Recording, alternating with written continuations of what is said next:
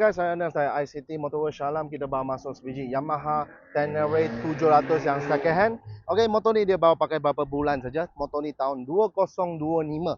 Okey, harga dia 47,800. Dari baru dia 69, usua jimat 20 lebih ribu, belum campur dengan aksesori. Aksesori pun dia spend dekat 7-8 ribu juga. Okey, dari depan windshield lampu semua standard, hanya dia cuma tambah cover lampu saja. Okey, tayar original kilang lagi, ada lebih kurang lagi ada 70% lagi.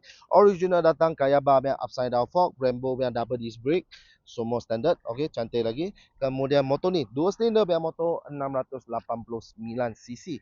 Okey, dengan 72 horsepower, top speed dia lebih kurang dalam 170 km per hour. Okey, kemudian ini dia sudah add on satu terminal ni punya carbon punya exhaust. Ini exhaust saja suara 5,000 lebih. Kemudian tayar belakang pun lebih kurang ada 5-60% lagi. Eco belakang semua standard lagi. Sprocket rantai pun cantik lagi. Dia tak ada, ini motor untuk main off-road. Dia tak ada main off-road. So, dia you tengok color semua memang jaga kilat-kilat lagi. Kemudian asal tak ada ini belakang ini holder. Dia sudah tambah lah. Di bawah girlfriend punya jam. Dia boleh pegang sini. Safety sikit.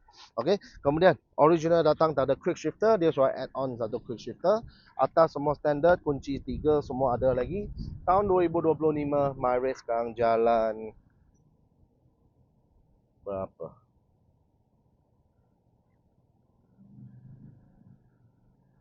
Sabar.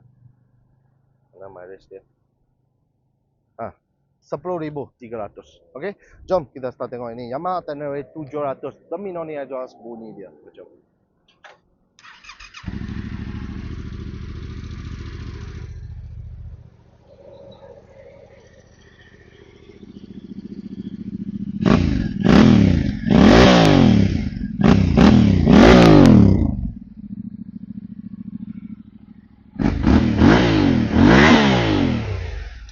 Okey, engine semua memang perfect lagi lah. Warranty kilang pun tak habis lagi. Warranty sampai 2027.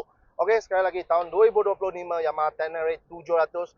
Okey, color semua original, hanya dia sudah upgrade satu terminal ni aja, sudah upgrade satu ini pegang belakang, kemudian sudah tambah satu cover lampu, sudah tambah quick shifter. Itu saja. Myrace 10,000. Harga jualan sekarang paling murah ke market, okey, 47,800. Deposit rendah kosong saja bulanan 800 lebih 7 tahun. Loan Aeon, loan kredit, loan kedai, loan bank pun kita beruruskan. Kalau ada credit card, guna credit card EPP zero interest selama 5 tahun pun kita boleh buat juga. Okey, beli pun tak payah risau, warranty kilang sampai 2027. Kedai ada kasih lagi voucher RM1,000 untuk you beli aksesori. Okey, duduk jauh pun tak payah risau, kita hantar seluruh Malaysia. Kalau minat motor ni, terus datang ICT Motor Shalom atau terus WhatsApp show team kita. Bye.